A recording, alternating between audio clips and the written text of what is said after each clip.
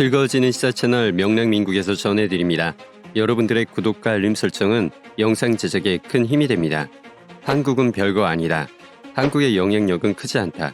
중국 관영 미디어 글로벌타임즈가 최근 논평에서 쓴 기사의 제목입니다.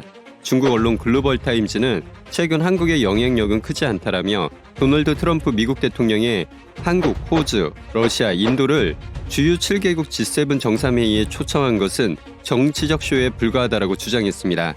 이 매체에서는 한국의 문재인 대통령의 초청 수락의 내용을 전하며 한국은 강대국 대열에 설 수 있으나 다방면에서 영향력이 없는 나라라며 한국이 정상회의에 참석하는 것은 도리에 맞지 않다라며 어이없는 발언으로 한국을 깎아내렸고, 호주 역시 한국과 비슷한 사항이다.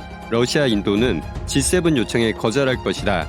중국이 포함되지 않은 G11 또는 G12는 무의미하다며 세계 2위 경제 대국이자 최대 무역국이며 제조국 신흥시장 중국의 참여 없이는 실질적 성과를 얻지 못할 것이라며 논평은 마무리를 하였습니다.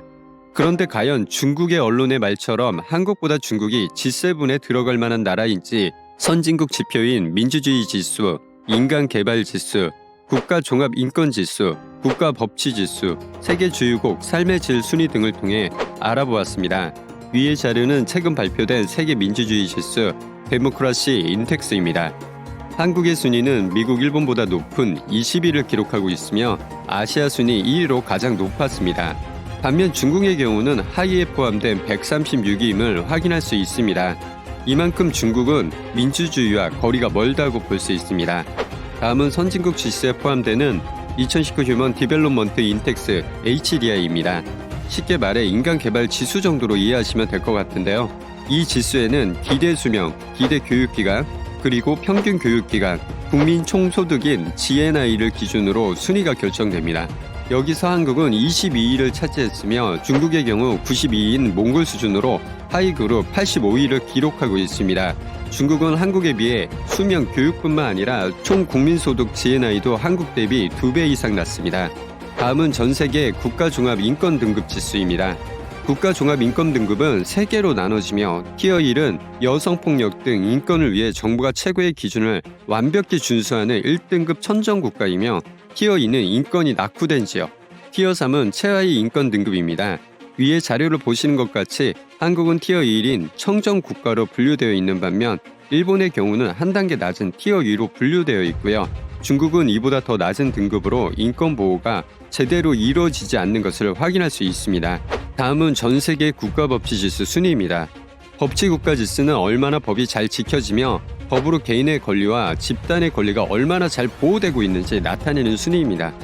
위의 지표에서 한국은 0.79점으로 11위를 기록하고 있으며 중국의 경우 파키스탄 정도로 낮은 등급으로 중국 내에서 법으로 개인의 권리나 집단의 권리가 잘 보호되지 않는 것을 확인할 수 있습니다. 다음은 2020 전세계 삶의 질 순위입니다.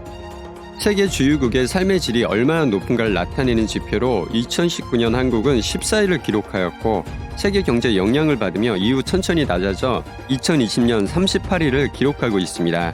중국의 경우 66위로 80개국 중 하위 그룹에 포함되어 있습니다. 위의 지표로만 봐도 중국의 언론 글로벌타임즈의 논평이 얼마나 잘못되었는지 알 수 있습니다. 선진국 지표에는 중국은 하위권에 위치해 있고 선진국이라는 것은 다양한 측면으로 고려되고 있으며 중국의 경우는 신흥공업국이라 불리는 이유가 이런 이유라 생각됩니다. 어떤 분들께서 댓글을 남겨주셨습니다. G7의 무리가 정치적 쇼에 놀아나지 말아야 된다. 그런데 한편으로는 저는 그렇게 생각합니다. 이게 정치적 쇼일지언정 국가 이익에 부합이 된다면 참석하는 것은 당연하다고 생각합니다. 여러분들은 어떻게 생각하시나요? 여러분들의 의견이 궁금합니다. 그리고 여러분들의 구독과 알림 설정은 영상 제작에 큰 힘이 됩니다. 그리고 영상이 좋았다면 좋아요도 꼭 부탁드리겠습니다. 이상 김명량이었습니다.